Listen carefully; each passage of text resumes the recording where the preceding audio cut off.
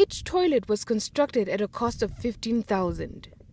The money is part of the 240,000 which was divided among constituencies to construct the toilets. More than 2,000 households countrywide are still using the bucket toilet system, hence the need to replace them.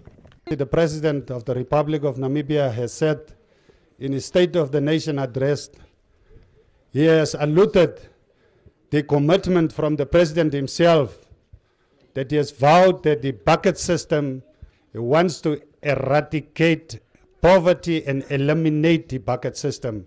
He wants it to be out in 2017. McNabb urged development committee members and community leaders to identify places that would benefit from the program. The beneficiaries must include disabled, elderly, patients and those who cannot afford to acquire a toilet.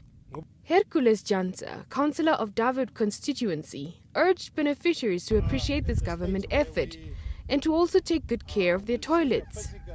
Constituency stressed that this is for the needy. In the eyes of the people, as the next. But in the eyes of those who need it the most, it is something.